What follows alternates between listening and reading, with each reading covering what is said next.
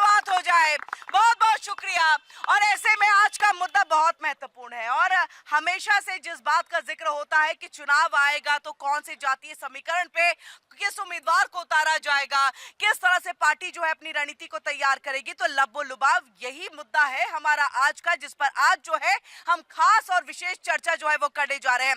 जैसा कि आप सब जानते हैं 2027 में उत्तर प्रदेश में चुनाव होना है। तारीखों का भले ही अभी तक ऐलान नहीं हुआ है, वक्त अभी लंबा है, समय बहुत है, लेकिन राजनीतिक दल अपनी अपनी तरफ से तैयारियां तेज कर चुके हैं। और ऐसे में मायावती, जो अभी तक ऐसा लग रहा था कि शायद चुनाव से, जनता से थोड़ी सी परे दूर सी हट गई है, अब वापस से एक्टिव हो चुकी हैं। और उनका अगर वोट बैंक हम खास तौर से देख ले तो उनके हैं ब्राह्मण और दलित। अब इसके बाद हम आ जाते हैं ओवैसी पर। ओवैसी ने जिस तरह से महाराष्ट्र में अपना दमखम दिखा दिया, बिहार में जिस तरह से उन्होंने अपना जबरदस्त परचम लहराया है, अब ऐसे में उत्तर प्रदेश में भी आने की पूरी तैयारी है।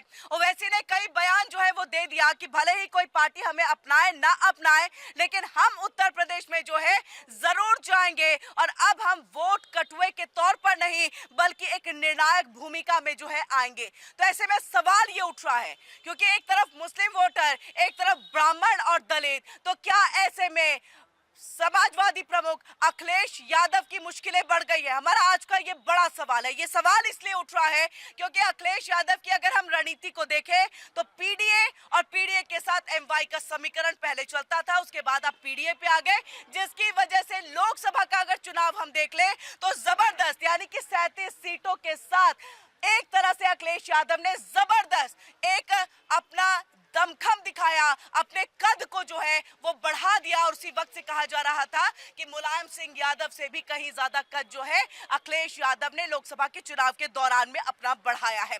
तो क्या अब ये दोनों जब एक्टिव हो गए तो अखिलेश यादव की का जो चैलेंज है वो बढ़ गया? क्या वो सवर्णों की तरफ जाएंगे? तो ये तमाम समीकरण है जो हमने आपके सामने यहाँ पर रखी और इसी पर जो है हम खास चर्चा करेंगे। खास मेहमान हमारे साथ यहाँ पर जुड़ चुके हैं, उनसे हम आपका तारुफ करा देते हैं। हमारे साथ प्रदीप भटनागर जी जुड़ चुके हैं, बीजेपी के नेता हैं। बहुत बहुत तालियों की गड़गड़ाहट के साथ इनका स्वागत हो जाए। हमारे साथ समाजवादी पार्टी के सर्वेश त्रिपाठी जी जुड़ चुके हैं, प्रवक्ता है, आपका भी बहुत बहुत स्वागत है। राहुल तालान जी हमारे साथ पॉलिटिकल एक्सपर्ट जुड़ चुके हैं, आपका भी सर बहुत बहुत स्वागत है। अमित तिवारी जी पॉलिटिकल एक्सपर्ट है जो कुछ देर के बाद हमारे साथ जुड़ेंगे। और अभिनव नारायण हमारे साथ जुड़ चुके हैं, पॉलिटिकल एक्सपर्ट है, आपका भी बहुत बहुत स्वागत है। आप सबके पास हम वापस आए, लेकिन उससे पहले जो है हम जनता के बीच में जाएंगे। सबसे पहले तो कुछ सुना दीजिए, कोई गाना वाना कुछ तो सुना दीजिए। आज मूड नहीं है, चलिए आप कभी सुनाते ही नहीं है, आपको शायरी सुनाएंगे। सुनाया था, कहाँ सुनाया था, क्या सुनाया था?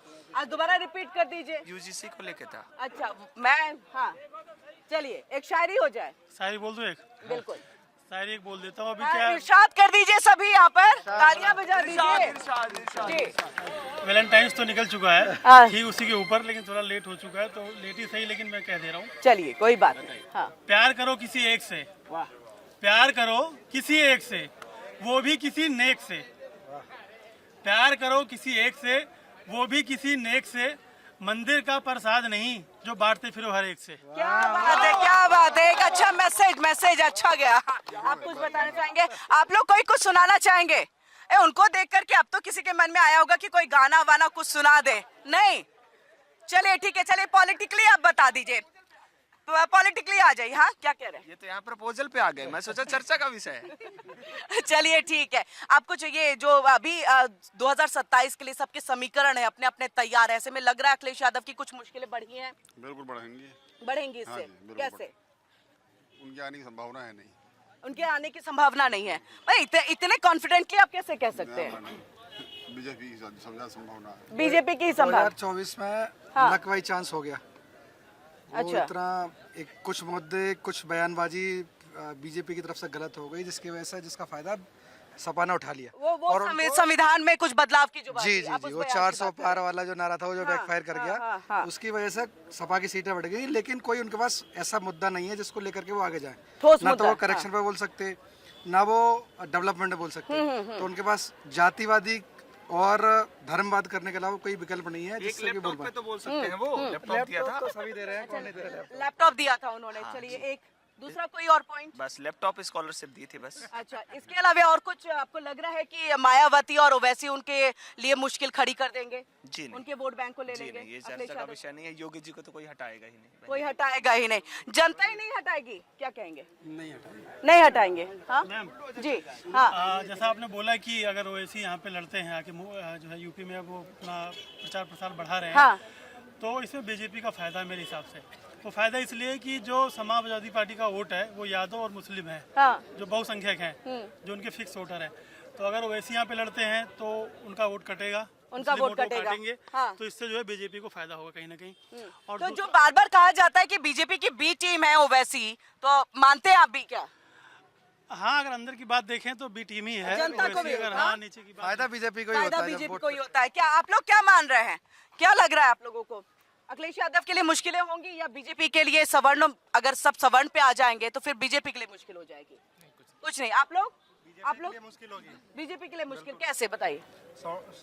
जो सवर्ण है हाँ वो एकजुट नहीं होने देते बीजेपी। अच्छा। बीजेपी सवर्ण लोगों को एकजुट नहीं होने देती। ये जातिवाद के नाम पे चलते हैं। जातिवाद के नाम पर चलते हैं। अच्छा, क्या होगा अखिलेश यादव आगे 2027 आप कैसे देख रहे हैं?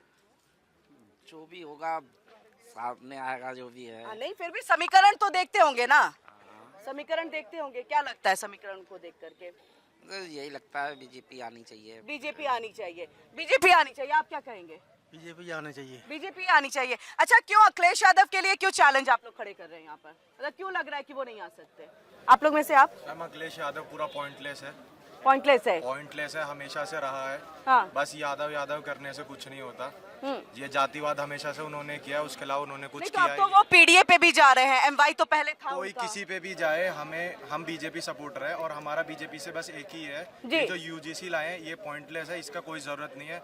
अगर आपको आरक्षण देना है एजुकेशन के बेसिस पे दे दो और किसी चीज पे नहीं है। जातिवाद की किसी को जरूरत नहीं है। एक नाराजगी यूजीसी को लेकर, आप लोग में से कोई कुछ कहना चाहेंगे? कोई कुछ? हाँ बीजेपी से अमित शाह को हटा दो तो सबसे बेस्ट रहेगा। बीजेपी हमेशा ऊपर जाएगी। बाबा हमारे पीएम बनेंगे, अभी सीएम बनेंगे, यही चलता रहेगा। चलिए, यही चलता रहेगा। आप लोग में से और कोई कुछ कहना चाहते हैं?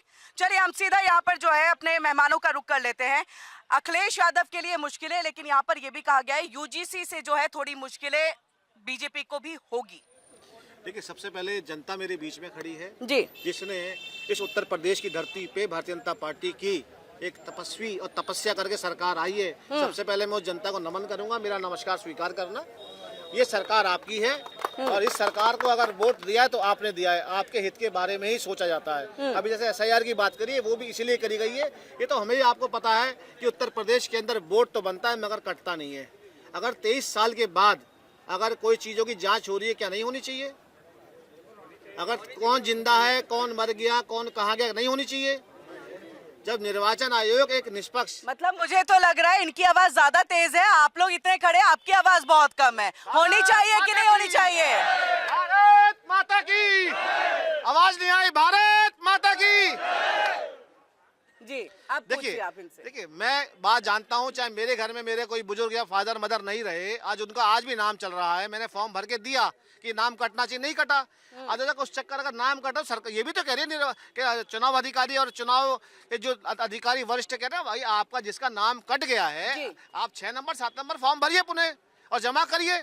जब चीज की समय सीमा दी जा रही है क्यों? अच्छा मुझे बताइए, एसआईआर के डर इतना था पश्चिम बंगाल में, 7.5 लाख 8 लाख 9 लाख ऊपर हाँ जी जी, जो घुसपैठिए थे भाग गए, उस पे कोई क्या बोलेगा? डर था तभी तो। और मैं तो कहता हूँ एसआईआर का, ये जनता खड़ी है, आप समर्थन करते हैं एसआईआर का? तो चलिए ठीक है, एसआईआर का समर्थन करते हैं। आपके लिए थोड़ा सा जनता के बीच में से कहें कि चैलेंज, एक क्वेश्चन जो है वो आए कि पॉइंटलेस है समाजवादी पार्टी, पॉइंटलेस है, मतलब उनके पास कोई मुद्दा नहीं बचा है जिस पे वो आगे अपनी राजनीति को लेकर के चले। देखिए, आपके चैनल ने आज एक मुद्दा निर्धारित किया था। पहली बात, जनता का कोई चैलेंज नहीं, जनता के बीच से ही आता हूँ, जनता मेरी है। एक आपका टॉपिक था आज मायावती जी और ओवैसी। हाँ। आपने भाजपा के प्रवक्ता के पास गई, जवाब क्या था वहाँ? एसआईआर एसआईआर एसआईआर एसआईआर, यही बोला उन्होंने उतने देर। तो पॉइंटलेस कौन है वो यहाँ दिख रहा था कि आप एक पॉइंट पूछेंगे, उनसे पूछेंगे आम, वो बताएंगे इमली। दूसरी बात ये है देखिए प्रदीप जनता जी पॉइंटलेस आप लोग हैं, एसआईआर पे आते हैं इसीलिए कह रहे जनता हैं, का थोड़ा सा- नहीं, जो टॉपिक निर्धारित है हाँ, उस पे नहीं, बात नहीं, वही करें। मैंने उनको जनता बोला, के भी हाँ। जो सवाल हूँ उस पे, और जनता का अधिकार है सवाल पूछना, हमारा काम है जवाब देना। उनको जब लगेगा तो वो सरकारें बनाते हैं, वो सब संप्रभुता है भारत देश में, वो जनता में नहीं थे। जी। उनसे बड़ा कोई नहीं है। वो हाँ। जब चाहते हैं सरकारें बनाते हैं, बिगाड़ते हैं। बिल्कुल। तो जनता को जब पसंद था तो 24 में हमें हाँ थोड़ा जोर से वो- जनता के बीच में आपको जनता ही आपका जवाब देती है। आज का जो टॉपिक है आपका, वो जो प्रॉब्लम बढ़ाने का, ये देखिए हमारी जीती हुई टीम है 2024 में, जो आप खुद बता रहे थे कि बहुत बड़ा हमें 37 सीटें मिली थी और हम जीत के आए हैं। तो हम उस जीती हुई टीम में ना मायावती जी थी ना ओवैसी थे, तो हमें चिंतित होने की कोई जरूरत नहीं है। जिसके लिए ABCD टीम की चिंता हो, वो परेशान हो या खुश हो, तो ये भाजपा के लिए मुद्दा हो सकता है, हमारे लिए मुद्दा है ही नहीं है। हम जिस टीम के साथ जीते हैं, हमारे लिए वो टीम, हम जीती हुई टीम को बदलना चाहेंगे। लेकिन नहीं, ये तो कह रहे हैं कि 24 में जो 37 सीटें आई वो तो बाइलक आ गई हैं, यानी कि उस समय में एक मुद्दा उन्होंने भी कहा 400 पार का जो नारा दे दिया गया वो गलत हो गया और उसी का फायदा जो है उठा मैं लिया। फिर कह रहा हूँ बाइलक कुछ भी नहीं होता। हाँ। जनता के आ रही हो आप लोग सबके पास आ रही हो, आ रही हो, सबके जनता पास आ के रही हो। किसी भी वर्डिक्ट का सम्मान किया जाना चाहिए। जनता जब आपको जिताती है तो भी खुश होना चाहिए, जनता जब हराती है तो आपको आत्मावलोकन करना चाहिए। ऐसे बाइलक ना आप जीतते हैं ना हारते हैं। जब हम हारते हैं तो उसको हम गंभीरता से लेते हैं कि कहाँ गलती रह गई हमारी, और जब जीतते आपने हैं कहा तब तो ईवीएम की गलती होती है। हमारी, फिर वही कह रहा हूँ ना, हमारी हम पार्टी मीटिंग में बैठेंगे क्या चल के हमारे, हम नहीं, जो नहीं, पार्टी हम नहीं, हम तो करते हैं, वो जो हमारे पास खबरें आती है, बताइए हम अगर गलत कह रहे हैं तो तब ईवीएम और इलेक्शन कमीशन की नहीं गलती नहीं, थी, बात उनकी सही। कहाँ गलती थोड़ा सा होती पहले है? ब्रीफ कर दिया करिए, फिर भाजपा प्रवक्ता को क्या बोलना है। नहीं, शायद भाजपा नहीं है, मैं तो इनसे आप पूछ ज्यादा- रही हूँ। आप ज्यादा मैं अच्छा तो उनको बोल बोल ही नहीं रही हूँ। भाजपा प्रवक्ता से अच्छा बोल रहे हैं वो सुन भाजपा। नहीं रहे, वो तो उधर में लगे हुए हैं, पब्लिक से इंटरेक्शन यही भाजपा की समस्या है। आप आप ज्यादा, public मैं कह रहा interaction में लगे, आप पे हमले हो हूँ, रहे हैं यहाँ पर। आप ज्यादा बेहतर बोल रही हैं भाजपा के लिए, अच्छी बात है। नहीं नहीं, मैं फिर भाजपा कह के रहा लिए नहीं बोल रही हूँ, मैं तो समाजवादी पार्टी के लिए बोल रही हूँ कि उनकी कहाँ गलती होती है। गलती तो ईवीएम की होती है, गलती इलेक्शन कमीशन की होती है। समाजवादी पार्टी जी समाजवादी पार्टी गंभीरता से चिंतन और मनन करती है, जी। आत्मावलोकन करती है, और हमें जनता के बीच में जाना होता है। हम जनता के लिए खड़े हैं। जी चलिए ठीक है, हम आ रहे हैं आपके पास में, आप लोग कुछ कहना चाहेंगे? किस चीज के लिए? आज का जो मुद्दा है वो है हमारा 2027 का चुनाव, और जिसमें मायावती अब एक्टिव हो चुकी है, ओवैसी एक्टिव हो चुके हैं। तो क्या अब ये माने कि अखिलेश यादव की चुनौती बढ़ गई है और सवर्णों की तरफ भी अब सब देख रहे हैं, तो अब ऐसे में क्या बीजेपी के लिए भी मुश्किल है? मुश्किल तो पॉलिटिकल पार्टी अपना अपना व्यू रखेंगे, अपने अपने सभी लोग मैदान में जाते हैं, उतरते हैं, पब्लिक का जो भी समर्थन होगा। बट जी। मुझे लगता है कि मायावती का एक्टिव होना या अखिलेश यादव का एक्टिव होना कोई मायने नहीं रखता। 2027 में जो मेरा पर्सनल विचार है, योगी जी फिर से मुख्यमंत्री बनेंगे। योगी जी फिर से मुख्यमंत्री? जी, आप लोग कुछ कह रहे थे, हाँ आप लोग कुछ बात कर रहे थे तब से। नहीं चलिए ठीक है। अच्छा, क्या आपको भी लग रहा है राहुल जी कि ये जो मायावती का एक्टिव होना या ओवैसी का भी उत्तर प्रदेश में आना कोई मतलब नहीं रखेगा, मतलब ज्यादा वोट कटुए की तरफ? वो तो कह रहे हैं कि मैं तो किंग मेकर या मुख्य भूमिका में, एक निर्णायक भूमिका में रहूंगा, आ जाऊंगा, ऐसी स्थिति में पैदा कर दूंगा, लेकिन पब्लिक तो ये कह रही है उनका कोई आना मायने नहीं रख रहा है। देखिए, ओवैसी के अपने विचार हैं, वो चाहते हैं कि वो नेशनल पार्टी बन जाए, तो वो तो उसके लिए प्रयास करेंगे ही कि यूपी में लड़ें, और अगर जो यूपी में लड़के उनको कुछ सीट आती हैं बिहार की तरीके से, उनका लक चमक जाता है, तो उनकी तो बल्ले बल्ले, और वो यही काम करेंगे। लेकिन देखिए, दो परिस्थिति हैं, दो परिस्थिति, एक 2019 की परिस्थिति है जहां अखिलेश यादव और मायावती जी साथ में मिलकर लड़े, तब भी बीजेपी को नहीं हरा पाए, एक ये परिस्थिति है। और एक 2024 की परिस्थिति जहां अखिलेश यादव अकेले दम पे लड़े, कांग्रेस ठीक है, कांग्रेस का कुछ नहीं यूपी में, जहां बीजेपी को पटकनी दे दी। तो ये दो परिस्थिति हैं। अब इन परिस्थितियों में देखिए, अब यहाँ ये चीजें निर्धारित होंगी कि यूपी के मुख्यमंत्री कितना काम किए हैं। ये परीक्षा है यूपी के मुख्यमंत्री की। अगर जो यूपी के मुख्यमंत्री, जैसे देखिए सबको पता चल रहा है, यहाँ अगर जो उनका नाम आता है तो लोकप्रियता है, लोग ताली बजाने लगते हैं योगी आदित्यनाथ का नाम आने पे ही। तो एक चीज तो क्लियर पता चल रही है कि उनकी लोकप्रियता है। अब जो सरकार है, अब उस सरकार के पास निर्णय लेने की क्षमता है। अब सरकार अगर जो जनता के पक्ष में निर्णय लेती है तो हटाना बहुत मुश्किल हो जाता है आजकल। कोई भी अब सरकार देख लीजिए, अगर जो सरकार अचानक से इलेक्शन से पहले कुछ फ्री बीज के नाम पे बांटना शुरू कर दे, तो फिर आप भूल जाइए कि जो विपक्षी पार्टी है वो आने वाली है। तो यहाँ प्लस पॉइंट सरकार के पास है, और योगी आदित्यनाथ नहीं, की अब तो फ्री बीज भी नहीं, कोर्ट ने तो कह दिया है फ्री बीज पे, कल ही ये कोर्ट फैसला ने आया। बस कहा है, हाँ। अभी रोक नहीं लगाई है। और ये देखिए, मैं जैसे बोला कि फ्री बीज में और उसमें जो पब्लिक वेलफेयर में, उसमें बड़ी थिन लाइन है। अगर जो आप उसको पब्लिक वेलफेयर के तरीके से इंट्रोड्यूस करते हैं तो फिर कोई दिक्कत नहीं है। जैसे राशन बांटना वो फ्रीबीज नहीं है, वो पब्लिक वेलफेयर है। उससे हो क्या रहा है, अगर जो लोगों की पैसे खर्च राशन खरीदने पे नहीं होते हैं तो जो पैसा बचता है उससे इकोनॉमिक कंडीशन आम पब्लिक की स्ट्रेंथन होती है, तो उससे फिर भारत की भी जो इकोनॉमी उसमें लिक्विडिटी बढ़ती है। तो आप अगर जो ऐसे देखें तो योगी आदित्यनाथ बहुत भारी पड़ने वाले हैं। ऐसा नहीं है कि वो बिल्कुल अखिलेश यादव आएंगे और अपने पीडीए का समीकरण बिठाएंगे। मुझे ये लग रहा है कि पीडीए का समीकरण एक बार चल गया है, वो 2024 में चल चुका है। मैं जी आ रही हूँ आपके पास में इसी चीज का। एक तो दो बातें राहुल जी ने की है। पहला, अगर जी चलिए तो तालियां हो जाए, फिर आप लोग रुक जाते हैं। जिनकी बात अच्छी लगे तालियां जरूर बजाइए, और उसके बाद कोई सवाल हो प्रवक्ताओं से पूछने के लिए तो वो भी आप पूछ सकते हैं। दो बातें इन्होंने कही हैं। पहली बात इन्होंने कही कि अगर मायावती अखिलेश यादव साथ भी आ जाए, जो अब के टाइम में मुश्किल ही दिखता है, लेकिन अगर आ जाए तो भी बीजेपी को नहीं हरा सकते। इसके पीछे क्या आप मान रहे हैं? दूसरी बात जो इन्होंने इस बात का जिक्र किया कि समाजवादी पार्टी 2024 में भले ही 37 सीटों के साथ, लेकिन अब वो चीजें नहीं चलेंगी। उनकी पूरी बात नहीं बताई आपने। राहुल भाई ने बहुत अच्छी बात कही कि दो दृश्य हैं। एक दृश्य है जहां पे वो मायावती जी के साथ थे और नहीं जीत पाए, दूसरा दृश्य है 2024 का जहां वो उनके साथ नहीं थे और जीत गए। उन्होंने भाजपा को पटकनी दे दी। तो मैं एकदम सही बात है, वो उसी बात का जवाब है कि कोई साथ है नहीं है। जनता आपके अगर साथ है तो आप जीत जाएंगे, जनता आपके साथ नहीं है तो आप नहीं जीत जाएंगे। बहुत सिंपल सा मुद्दा है। और रही बात कि पहली बार काम किया है नहीं किया है, पीडीए काम ऐसे कर रहा है कि इनके जो प्रदेश अध्यक्ष हैं भाजपा के, वो पीडीए के नाते प्रदेश अध्यक्ष बनाए गए। पीडीए के डर से या पीडीए के से प्रभावित होके ये जो एक्ट आया है जिसका सवर्ण बहुत विरोध कर रहे हैं वो है जी। तो सवर्ण आपकी तरफ है, ये गलतफहमी है। एक मीटिंग करता है ब्राह्मण समाज तो आप नोटिस दे देते हैं प्रदेश अध्यक्ष। मतलब भाजपा की बात कर रहा हूँ मैं। ठीक है। नहीं आपकी बात नहीं कर रहा हूँ, आप स्वतंत्र पत्रकार हैं, आपकी बात नहीं कर रहा हूँ मैं आ रही हूँ आपके पास प्रदीप जी। हाँ, तो भाजपा सवर्ण भाजपा की तरफ जाएंगी, गलतफहमी है। दूसरी बात, मायावती जी बहुत सशक्त चेहरा है मजलूमों का, वंचितों के, शोषितों के लिए, लेकिन भी अभी पिछले कुछ दिनों से जनता ये कह रही है कि वो बी टीम है या सी टीम है।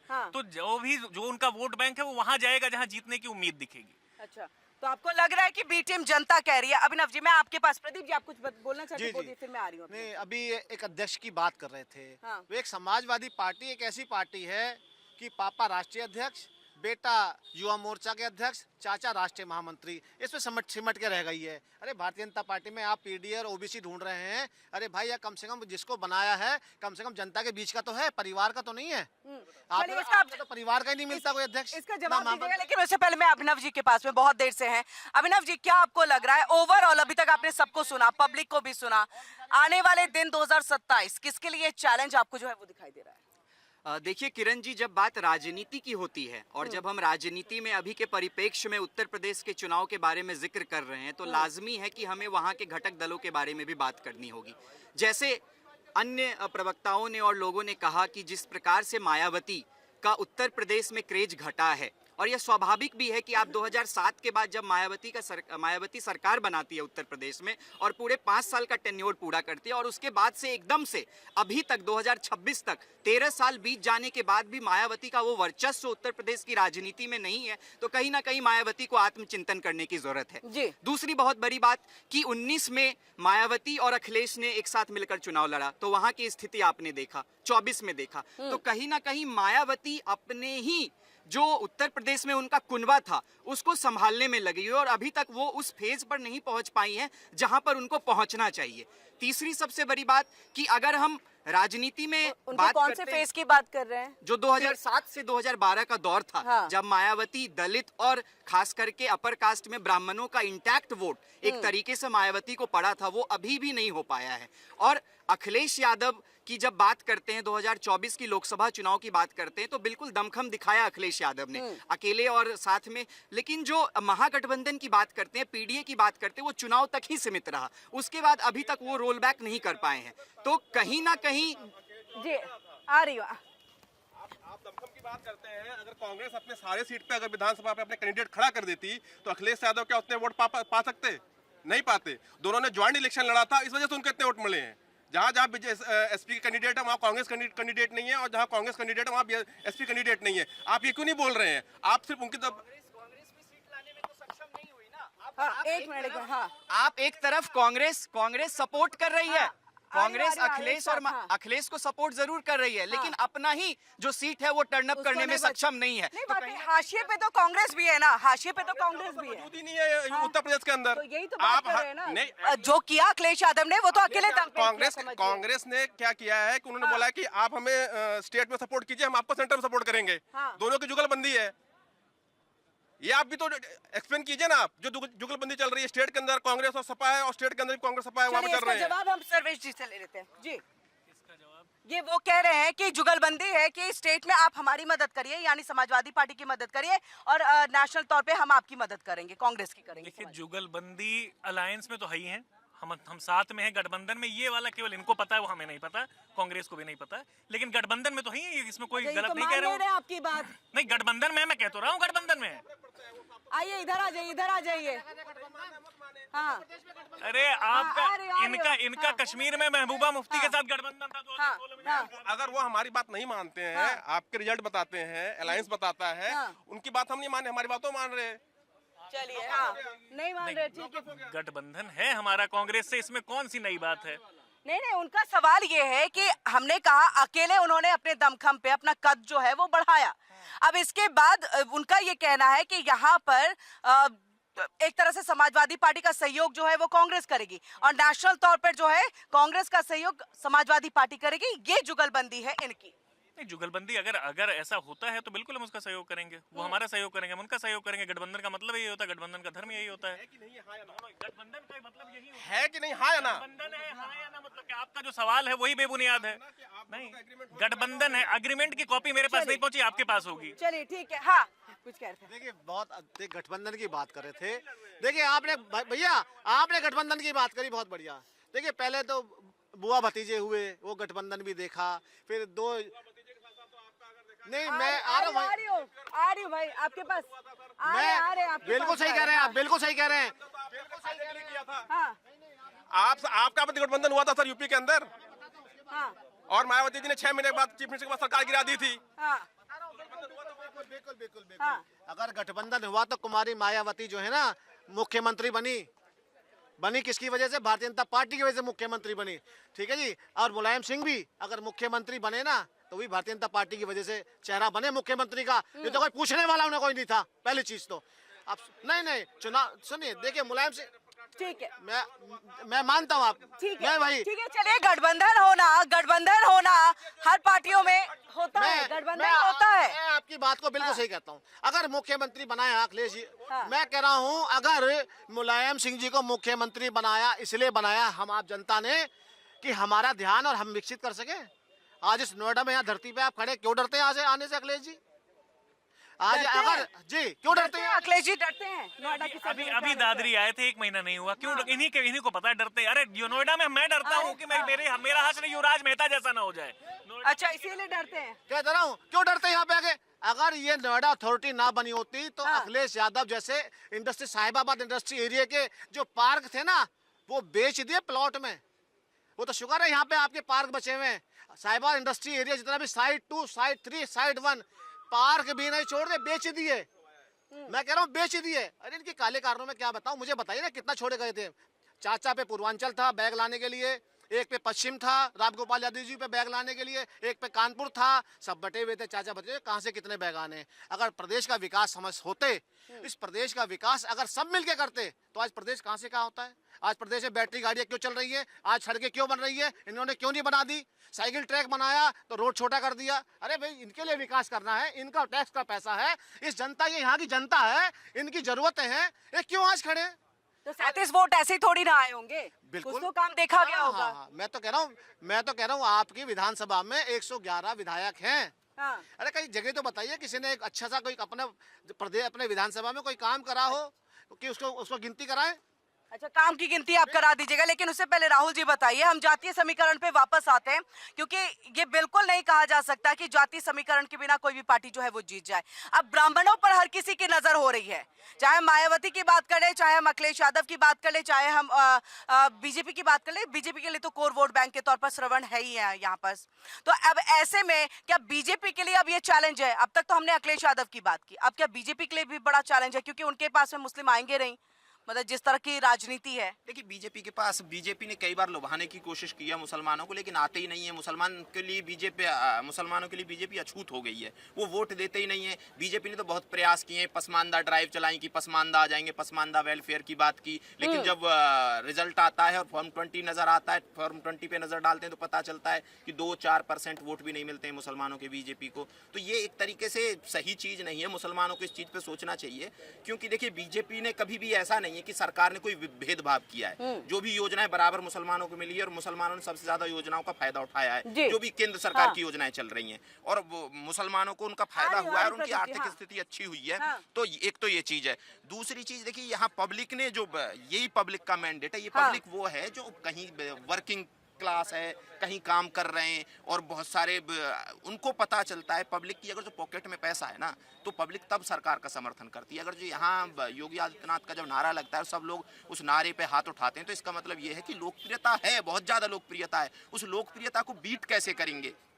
क्योंकि आप ना पब्लिक में ऐसे नहीं कर सकते हैं कि अब यहाँ आपने पेड़ तो कोई बुलाया है नहीं, ये सब वो हैं जो स्वस्फूर्त यहाँ आए और अपने विचार रख रहे हैं। और ये जो वो लोग हैं, एक तरीके से आप समझ लीजिए यूपी के अलग अलग डिस्ट्रिक्ट से आए हुए वो लोग हैं, सब के सब। ऐसा नहीं है कि एक ही डिस्ट्रिक्ट के लोग हैं, कोई कहीं से आया कोई कहीं से आया, सब जॉब कर रहे हैं। तो एक तरीके से एक रेफरेंडम सा भी है कि अगर जो लोकप्रियता है योगी आदित्यनाथ की, तो उसको कैसे कम करेंगे। यहाँ चैलेंज ये है कि वो 2024 को अगर जो अलग भी रख दिया जाए, तो मुख्यमंत्री उत्तर प्रदेश की लोकप्रियता अपने आप में बहुत ज्यादा है, और वो अखिलेश जी को उसको बीट करना बहुत मुश्किल हो जाएगा। और वो लोकप्रियता ऐसे नहीं आई, वो डिसीजन से आई है। डिसीजन क्या, जैसे भूमि पे जो कब्जा था भूमाफियाओं का, वो छुड़वाना। लगातार नोएडा में भी हम देख रहे हैं कि अथॉरिटी लगातार मुक्त करा रही है, और जो तालाब कहीं कब्जा थे उन तालाबों को छुड़वाना, ड्राइव चलाना, और जो दबंग लोगों ने अपने घर बना लिए थे या रेंट के लिए जगह दे दी थी, वो छुड़वाना, और उसके साथ साथ इन्वेस्टमेंट लेके आना। इन्वेस्टमेंट के साथ साथ फिर एक्सप्रेस वे बनाना। जवाब दीजिएगा आप बाद में, आप कुछ कह रहे थे इनकी बात। एक आपने अभी संविधान की बात आई थी। देखिए समाजवादी पार्टी ने गरीब तबके और गांव में डराया, खासतौर मुस्लिम समुदाय को डराया कि संविधान खतरे में है, संविधान खतरे में है, आप सीए में आप देश से निकाल दिया जाएगा, डराया। तभी 111 पे तो आए बेचारे। ये तो नेता विपक्ष भी नहीं बन पाए थे अखिलेश यादव, तो कहाँ से बनते? कोई जनता को डराया ना, तभी तो बने। मैं अभिनव जी आपके पास आ रही हूँ, इन दो चीजों का जवाब दे दीजिए। एक तो पहला ये, वो बार बार कह रहे हैं कि आपने डराने धमकाने का पहली बात, संविधान का नाम भाजपा बार बार लेती है, अजीब लगता है। जिसने शुरुआत से ही, जब से संविधान बना तब से संविधान का विरोध किया है। जनता के यहाँ से डिमांड है कि थोड़ा सा जोर से, ठीक है बताता हूँ। संविधान का भाजपा नाम ना ले तो बेहतर है। संविधान का हमेशा से विरोध किया है इन्होंने, जब से संघ बना है और जब से संविधान बना है तब से विरोध है। कागज पे ऑर्गेनाइजर उनकी पत्रिका है, हर बार उस पे विरोध किया गया है। गोलवलकर साहब ने खुल के विरोध किया था 1976 में बंच ऑफ थॉट्स में। उसके बाद इनके ऑर्गेनाइजर पत्रिका में बार बार संविधान को तो नहीं मानते ये, उसकी बात उस पे तो सवाल ही संविधान को नहीं मानती, बिल्कुल नहीं मानती। कागज पे है, वो जाके चेक कर लें। ठीक है, एक मिनट। हाँ, सब पार्टियों को मुस्लिम वोट ही क्यों चाहिए, हिंदू वोट क्यों नहीं चाहिए भाई? हिंदू इंसान नहीं है क्या? नहीं, और वो कह रहे हैं ज्यादा में कि नहीं है ना। पहली चीज, अगर हिंदू वोट चाहिए, अगर हिंदू वोट चाहिए तो वो डिवाइड में चाहिए। तू इस बिरादरी का, तू इस जात का, तू इस जात का है। हिंदू नहीं बन सकता, वो जाति में बटेगा, मुसलमान एक रहेगा। आज ये मुस्लिमीकरण करके ही 19.5%। आ रही हूँ आपके पास भी आ रही हूँ। सर्वेश जी आपके पास आती हूँ। पब्लिक का मेरा समाजवादी पार्टी के प्रवक्ता से सवाल है। सर्वेश सर आपसे, आप ये कह रहे हैं, आप संविधान की बात कर रहे हो, संविधान निर्माता डॉक्टर भीमराव अम्बेडकर की धर्मपत्नी रमाबाई जी थे। मायावती जी ने उनके नाम पे एक जिला बनाया था, रमाबाई नगर। आपने क्यों वापस कर दिया उसको कानपुर देहात के नाम से? क्यों कर दिया कानपुर देहात के नाम से, जब रमाबाई करके बना था वो? देखिए आ रही हूँ, आपके पास भी आ रही हूँ। बात ये है कि संविधान नाम क्यों चेंज किया गया, ये सवाल अगर पूछा जाएगा तो सबसे पहले तो अभी जो सरकार है नाम ही चेंज करने पे विश्वास ही करती है। जो सवाल पूछा गया उसका तो जवाब दे दीजिए। संविधान में विश्वास करने का मतलब एक नाम से नहीं हो सकता। अगर ऐसा होता तो महात्मा गांधी का नाम हटा दिया तो इनको महात्मा गांधी से नफरत है, ये साबित होता नहीं। ऐसा नहीं है। संविधान निर्माता संविधान में भी विश्वास रखने वाले हैं। सामाजिक, जब हम इक्विटी की बात करते हैं, समता समानता की बात करते हैं, तो हम संविधान में विश्वास रखते हैं। हम जब सामाजिक एकता की बात करते हैं, और सबसे बड़ी बात, जब सामाजिक समानता और समता का अंतर समझते हैं, वही आप संविधान की बात होती है। हमारा प्रदेश अध्यक्ष, सुनिए बताता हूँ मैं, हमारे प्रदेश अध्यक्ष, मैं बताता हूँ डाइवर्सिटी। हमारे प्रदेश अध्यक्ष श्यामलाल पाल जी हैं। हमारे प्रदेश के युवा के अध्यक्ष अरविंद गिरी जी हैं। हमारे जो है राष्ट्रीय युवजन सभा के अध्यक्ष मोहम्मद फहद हैं। हमारा नेता प्रतिपक्ष ब्राह्मण है, माता प्रसाद पांडे जी हैं। हमारे यहाँ डाइवर्सिटी हर तरफ से होती है, हर लेवल पे होती है। और हमारे यहाँ आप दलितों की भी संख्या देख लेंगे। राष्ट्रीय अध्यक्ष कौन बन रहा है ना, बताइए ना, राष्ट्रीय अध्यक्ष कौन बन रहा है? परिवार से ही बनेगा क्या? जो नितिन नवीन जितने भी, मैं बताता हूँ, नितिन नवीन जो है उनके पिताजी 5 बार के विधायक थे, वो खुद विधायक है, कोई कार्यकर्ता नहीं है। तो है, जनता के बीच के तो है ना, जनता के बीच के तो, परिवार की पार्टी तो नहीं है ना। और इनके जय शाह जो है वो कपिल देव के साथ क्रिकेट खेलते थे क्या? बीसीसीआई ACC दे दी इन्होंने। मंत्री थोड़ी ना है। अरे मंत्री का भी बताया मैंने, मंत्री को तो चुनाव लड़ना। अनुराग ठाकुर कौन है? कौन है अनुराग ठाकुर? पंकज सिंह कौन है? पंकज सिंह कौन है? यहाँ के कहाँ से आए हैं वो कार्यकर्ता है, सामाजिक कार्यकर्ता है, नीचे से आए। कई सारे नाम आपके भी इसमें गिनाए मैं तो कह रहा हूँ, बिल्कुल मैं कहता हूँ, बिल्कुल केंद्रीय मंत्री के बेटे हैं, मगर परिवार की पार्टी तो नहीं बना रखी ना। चुन के तो आए हैं, विधायक सांसद तो रहे हैं, पदाधिकारी तो रहे हैं, नीचे जमीन से लेके प्रदेश तक पहुंचे तो हैं, स्तर तो है। हाँ, अभी अगर समानता की बात करें तो आप सिर्फ अपने जितनी भी रैलियां होती कुछ भी होती, आप सिर्फ पीडीए की बात करते हो। पीडीए मतलब पिछड़ा, दलित, आदिवासी, अगड़े वाले समाज वाले आप पे क्यों भरोसा करेंगे? उसका जिक्र क्यों नहीं होता है? उसका जिक्र क्यों नहीं होता है? नहीं, हम पहली बात ये, पीडीए कई बार, माननीय राष्ट्रीय अध्यक्ष जी कई बार कह चुके हैं, पीडीए में पीड़ित आते हैं और उसमें सवर्ण भी आते हैं, अगड़े भी आते हैं, और बहुत अगड़ों का तो है ही नहीं। बहुत क्लैरिफाई कर चुके हैं। अगर आप वो जो कह रहे हो, जब वो कह रहे हो, नहीं देते हैं, एकदम देते हैं, नहीं देते हैं सर, हमने सुना है सर, हमने एज ए रिपोर्टर, हम सर आप प्रवक्ता है, एज ए मैं पूरी अथॉरिटी, मैं राष्ट्रीय प्रवक्ता हूँ उस पार्टी का, मैं पूरी अथॉरिटी से कह रहा हूँ कि पिछड़े भी हैं, पीड़ित भी हैं, सवर्ण भी हैं, अगड़े भी हैं, और भेदभाव आप ये आप देखिए, ये पूर्व देखिए, भेदभाव करते हैं। आपको एक पार्टी का प्रवक्ता कह रहा है, आप मानने को तैयार नहीं है। आप कह रहे हैं, लेकिन हमने अखिलेश यादव को सुना है सर। मानना ही नहीं। अरे सर, आप क्या अखिलेश यादव से बड़े हैं क्या? इसको पूर्वाग्रह कहते हैं। नहीं, बिल्कुल बड़ा नहीं हो, लेकिन आपका पूर्वाग्रह है ये, डायरेक्टली सुना। मैं, आप जाके वीडियोस देख लीजिएगा, आप वीडियो छोड़ो ना सर, हमने खुद अपनी आंखों देखा, सुना है। वो पीडीए का फुल फॉर्म फिर क्या है? उसमें पीड़ित आते हैं, पिछड़ा भी है, दलित है, दलित भी है, अल्पसंख्यक है, आदिवासी है, आधी आबादी है, आधी आबादी है। आपको ए करके बहुत जाना चाहिए। देखिए, ऐसा कॉन्स्टिट्यूशन से निकला तो पीडीए शब्द है नहीं कि एकदम डिफाइंड डेफिनेशन होगा, और वो ऐसा भी नहीं कि आप अपने हिसाब से उसको बताएंगे। सवाल उठने लगा होगा जनता नहीं, आप लोगों ने कर दिया होगा। आप अगर और क्या क्या हो सकता है, ये काम करिए, आप ही डिसाइड करिए। पूछ रहे हैं आपसे, आप सवाल सवाल और जवाब दोनों निर्धारित करके बैठे हैं। जनता के बीच से नहीं पूछ रहे आप, जो जनता पूछ रही है उसका मैं जवाब दे रहा हूँ। पहली बात ये है कि पीडीए को वो इंक्लूसिविटी लाने के लिए कितने लोगों के लिए कह सकते हैं, और वो अगर लोगों को समाहित करने का प्रयास कर रहे हैं उसमें भी आपको दिक्कत है। ऐसा नहीं हो सकता ना। शंकराचार्य जी की बात वो करते हैं, काशी में जो मणिकर्णिका तोड़ दिया इन्होंने, विरासत ध्वस्त कर दी, उसकी बात वो करते हैं। यूजीसी पे उन्होंने साफ स्टैंड बताया था कि किसी के साथ अन्याय नहीं होना चाहिए, ऐसा कोई कानून नहीं आना चाहिए जिसमें किसी के साथ अन्याय हो। तो यूजीसी पे स्टे लगा, खुश है? समाजवादी पार्टी का स्टे लगने पे कौन दुखी हो सकता है? कोर्ट का आदेश है ये। आप लोग जैसे पिछड़ा, दलित और अगड़ी इसकी बात करते हैं। उसके लिए माफी मांगी थी हमने। माफी मांगी। आप शंकराचार्य का स्टेटमेंट नहीं, बनारस में क्या हुआ था? शंकराचार्य की बात कर रहे हैं। शंकराचार्य, पहली बात वो शंकराचार्य नहीं थे, और उसका राष्ट्रीय अध्यक्ष जी ने अपने प्रशासन में जो गलती हुई उसके लिए माफी मांगी थी। शंकराचार्य ने अपने स्टैंड में कहा है, उनकी बात तो मानेंगे आप? स्टैंड पे कहा है, कोई भी साधु संत है, अगर पहले से बोला गया है, कह रहे हैं गलत हुआ, ठीक है, ये भी मान लें, ठीक है, चलिए। हाँ, ये अविमुक्तेश्वरानंद के साथ जो हुआ, क्या आप भी गलती मान रहे हैं? वो सवाल पूछ रहे हैं। गलती की बात तो ये है, इन्होंने आज तक हमारे जो कार सेवक मार दिए, जो अयोध्या में गए थे विध्वंस के लिए, जिन्होंने खुद बाबर का शासन को गिराया, इन्होंने आज तक उन्होंने गलती नहीं मानी। ये क्या मानेंगे? कहता था हूँ, ये क्या मानेंगे? पहली चीज मैं खत्म कर रहा हूँ, लास्ट खत्म कर रहा हूँ भाई। मैं तो पूछ रहा हूँ, ये जो राम मंदिर विरोधी थे, भैया मस्जिद की जगह बनवाइए, आप ही बनवा लो ना, शहरी ले लो ना। कम से कम 19.5% वोट उत्तर प्रदेश का मुसलमानों ने आपको दिया है, मस्जिद बनवा दो। आप क्यों नहीं बनवा रहे? आज कितना टाइम हो गया? ठीक है, जमीन दे दी, सब कुछ दे दी, एक ईंट ही रखी गई अब तक। क्यों नहीं डोनेट इकट्ठा कर रहे? हम हाँ, वोट नहीं मिल पा रहा है इनको, मुसलमानों की चिंता इनको बहुत है, वोट नहीं मिल पा रहा। जो राम मंदिर में कार सेवकों पर गोली चली, गृह सचिव थे नृपेंद्र मिश्रा, उन्होंने ऑन रिकॉर्ड बोला है कि मैंने चलवाई थी, मेरे आदेश पे चला था, उनको अभी जेल क्यों नहीं भिजवाया? अरे पहले पूरा सवाल तो करने दीजिए। हमारे गृह सचिव तो हमें जेल भिजवा देते। आपने गोली चलवाई तो आप गृह सचिव बना करके उनको जेल नहीं भिजवाएंगे? अपराधी अपराधी है, गृह सचिव होता है कोई भी हो। ठीक है, इसीलिए मैं फिर बोलता हूँ कि भाजपा का पक्ष मत लेके मेरी बात। भाजपा सवाल होगा, सवाल भी नहीं पूछूंगी, माइक थोड़ी ना लेकर के इधर उधर जवाबों पे माइक हटा लेती है मैडम। आप सुनिए पहले। अरे मैं क्या कह रहा हूँ, मैं कह रहा हूँ गृह सचिव जो उस समय थे वो अभी राम मंदिर ट्रस्ट के चीफ हैं। वो सवाल उनसे पूछा जाएगा, लेकिन आप बताइए, गृह सचिव थे, गोली चलवाने के लिए कह दिया आपने, उनको जेल क्यों नहीं भिजवाया? लॉ एंड ऑर्डर का मुद्दा था। लॉ एंड ऑर्डर किसके हाथ में? उत्तर प्रदेश का। उस समय किसकी सरकार थी? मैं कहाँ कह रहा, मैं फिर वही लॉ एंड ऑर्डर का मुद्दा और जब भी लॉ एंड ऑर्डर टूटेगा मुख्यमंत्री को स्टेप उठाने पड़ेंगे। तो नहीं उठाया गया ना, जेल क्यों नहीं गए? उठाया जेल गया। गए थे? कौन जेल गया था? भूपेंद्र मिश्रा जेल गए? भूपेंद्र मिश्रा जेल उन्होंने क्यों नहीं गए? किया था। मैं कह रहा हूं उन्होंने क्या बोल रहे हैं, बात क्या कर रहे हैं सर? मैं कंफ्यूज हो रही हूँ, मैं सीरियसली कंफ्यूज हो रही हूँ सर।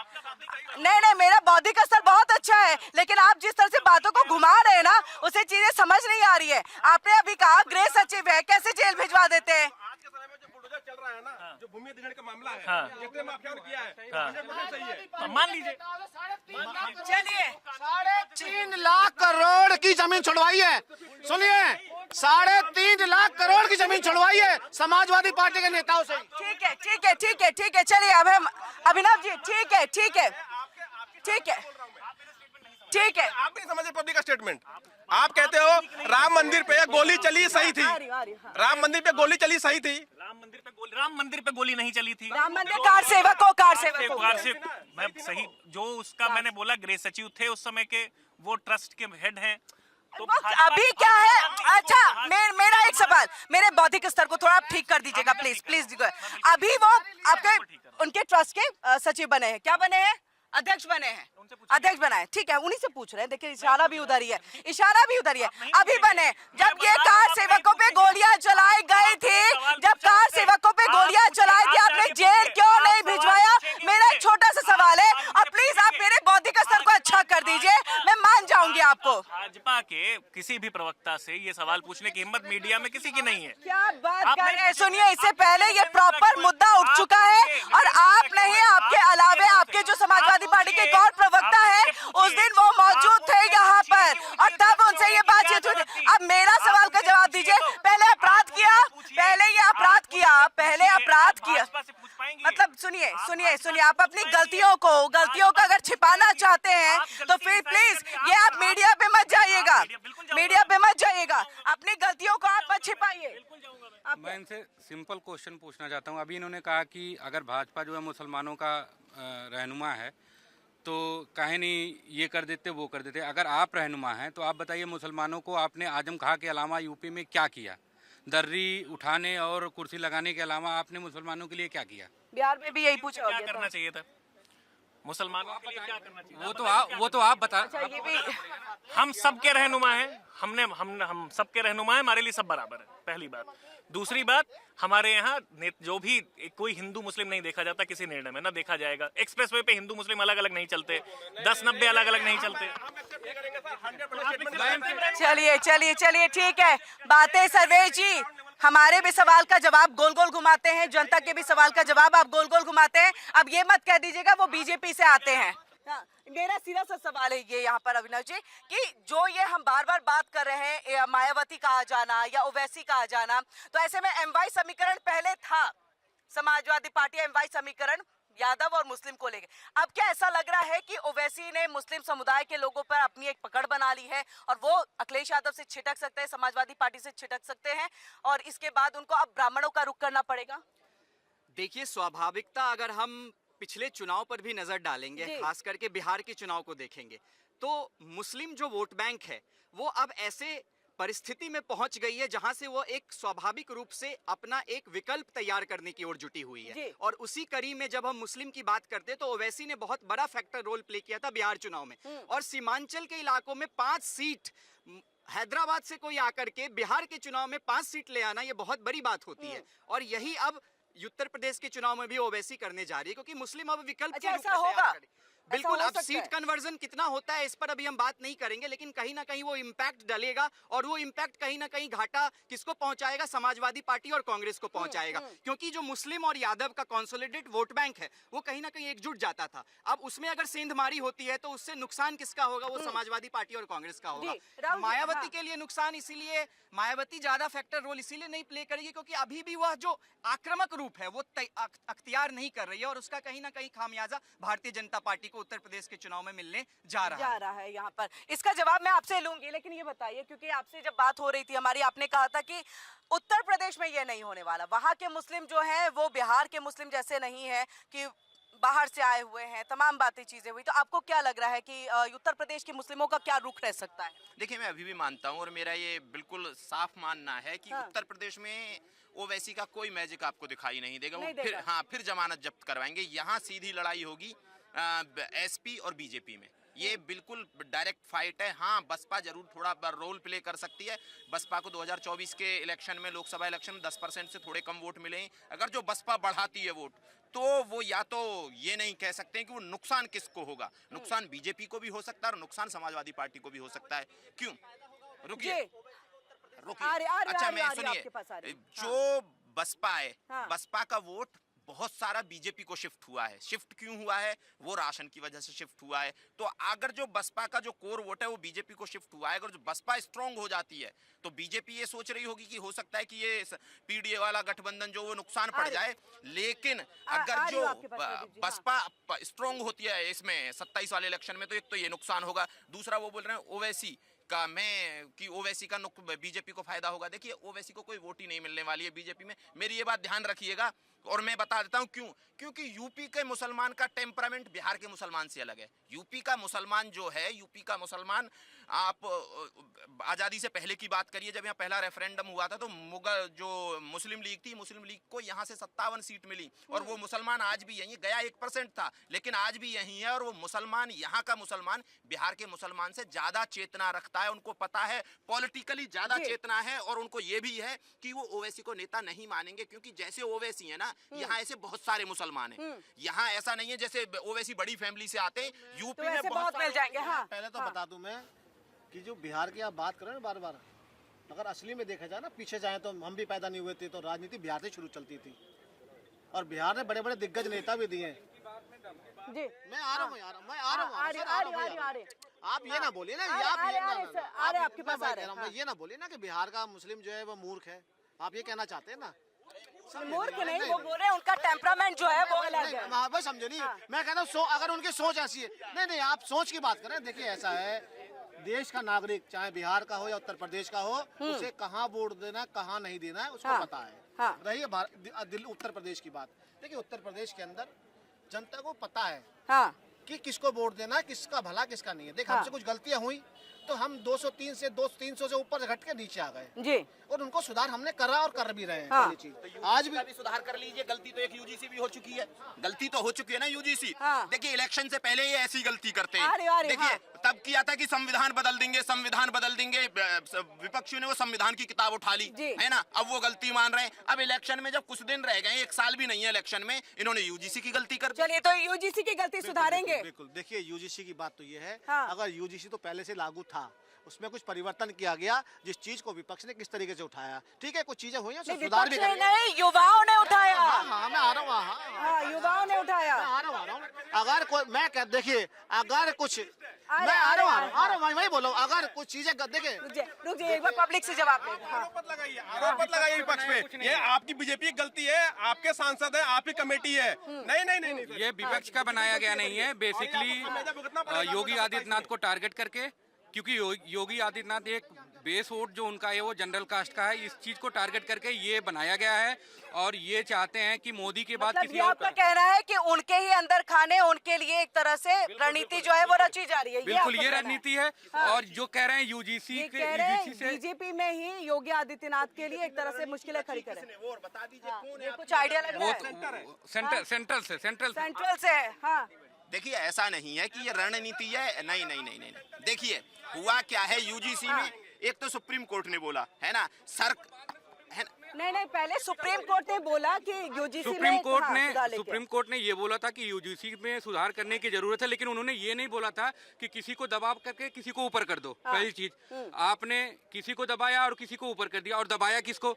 जिसके बेस पे आप 2 से 300 400 का दम भरते थे, ठीक है। पिछली बार आपने थोड़ा सा ओबीसी में थोड़ा सा ऊपर नीचे किया तो आप तो 240 पे आ गए। लेकिन अगर यही चलता रहा तो ये 240 नहीं, वापस से फिर 2। चलिए, ठीक है, इसका जवाब मैं आपसे भी लूंगी। हाँ, अगर जो ये अब वो समीकरण दे रहे हैं तो मैं बोल रहा हूँ कि ओबीसी जो आए, इसमें यूजीसी से थोड़े स्ट्रेंथन होंगे तो ओबीसी की आबादी ज्यादा यूपी में या पूरे देश में, तो अगर जो वो बीजेपी के पक्ष में सारी टिल्ट हो जाती है तो बीजेपी की पॉलिटिक्स तो बम में बाकी सबकी कहीं मिलेंगे ही नहीं। अगर जो ओवैसी एक साथ टिल्ट हो जाता है, और मैं बोल रहा हूँ, चलिए, ओवैसी के पास पास, बीजेपी के पास, देखिए सवर्ण के पास, सुनिए मैं बोल रहा हूँ, सवर्ण के पास वोट देने का ऑप्शन क्या है बीजेपी के अलावा, ये भी बता दीजिए। अच्छा ठीक है हाँ मैं आ रही हूँ आपके पास, आ रही हूँ। हाँ सुनिए बीजेपी के प्रवक्ता इधर। अगर यूजीसी की बात चल रही है, मैं तो देखिए अगर पार्टी की तरफ से आया हूँ, भारतीय जनता पार्टी की तरफ से, अगर यूजीसी में जो गलतियां हुई है उसको सुधार जरूरी है और करेंगे भी। मैं इस चीज के बारे में कहता हूँ, नहीं कोई जरूरत नहीं है किसी, सर मैं आपने कहा भुगतने की बात, मैंने कहा सुनिए मैं आ रहा हूँ वहीं, सुन तो लीजिए सर, मैं खत्म कर रहा हूँ 2 शब्द बोल के। मैं आपके सवाल पे जवाब दे रहा हूँ, कहीं नहीं भाग रहा। देखिए साहब मेरी बात सुनिए, उत्तर प्रदेश के अंदर 17-18 साल बाद आए, जनता के वोट से आए, 10 साल बाद केंद्र सरकार में आए, जनता के आप लोगों के वोट से आए। पहली चीज, आप वोट नहीं देंगे तो हम नीचे आ जाएंगे। चलो मैं खत्म कर रहा हूँ सर, रही गलतियों की बात, बिल्कुल अगर यूजीसी में कोई मिस्टेक हुई है उसको ठीक भी किया जाएगा। देश ये आपका हमारा है, इस सत्ता चला नहीं सत्ता मैं आपकी बात पूरी समझ रहा हूँ। मैं चलिए हाँ अभिनव जी, हाँ ठीक है, आ रहे यूजीसी जो विश्वविद्यालय अनुदान आयोग है उसके द्वारा जो रेगुलेशन लाया गया, तो कहीं ना कहीं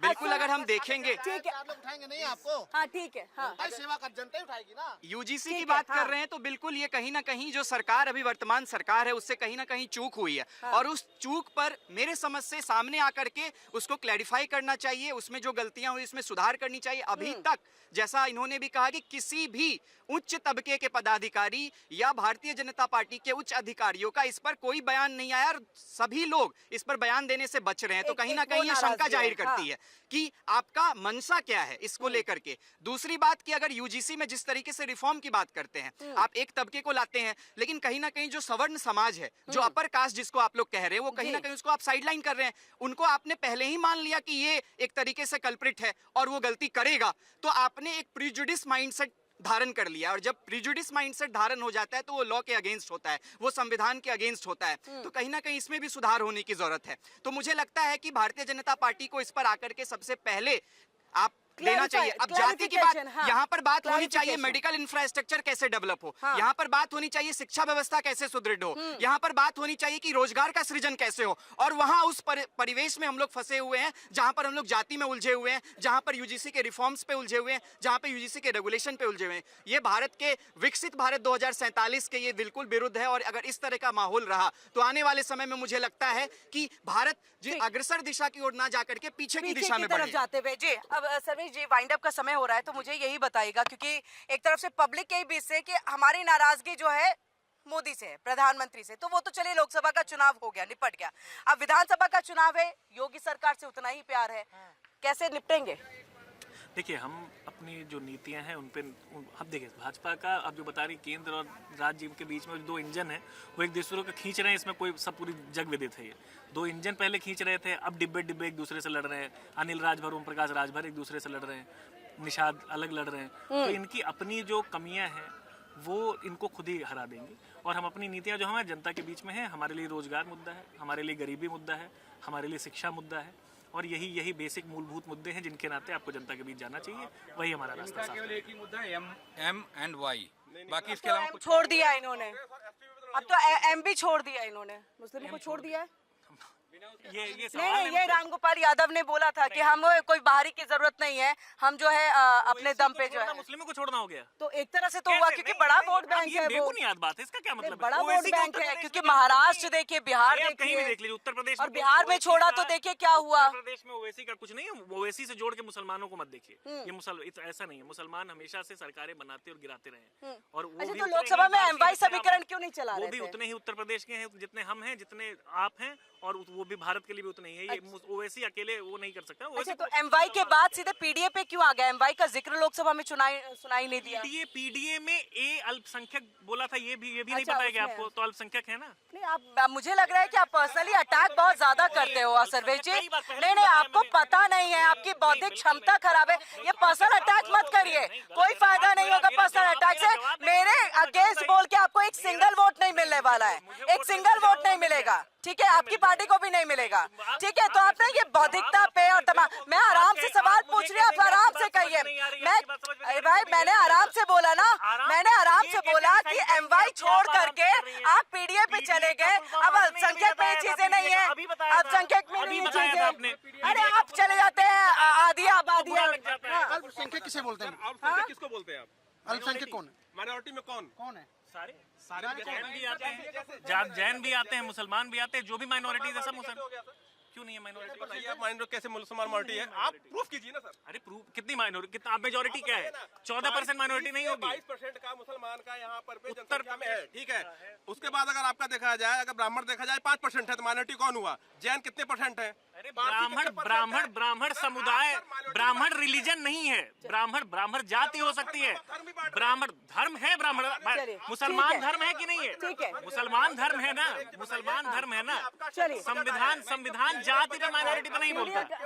चलिए ठीक है, ठीक है। इनका PDA का फुल फॉर्म क्लियर करना चाह रहा हूँ। अगर आप बोलते हैं PDA, अगर इनको यहाँ दिख गया कि कुछ पिछड़े खड़े हैं तो P मतलब पिछड़ा, अगर दिख गया पंडित खड़े हैं तो P मतलब पंडित। इनका PDA कंडीशनल है। बिल्कुल है, मैं खुद कह रहा हूँ कंडीशनल है। जो जिसको जरूरत होगी, हमारा PDA कंडीशनल नहीं, हमारा PDA इंक्लूसिव है। इंक्लूसिव है, नहीं इंक्लूसिव है। और कंडीशनल होने में भी कुछ खराब नहीं। जिनको आपकी जरूरत होगी आप या जिनको हमारी जरूरत होगी, जिनको आपको जिनकी जरूरत होगी ना आप, जैसे आप हमारी बौद्धिक क्षमता और बाकी अन्य जनता की बात पे आप ये कर रहे हो ना सर, ये आप पर्सनल अटैक छोड़िए, पॉइंट टू पॉइंट पे चीजें आइए, ठीक है।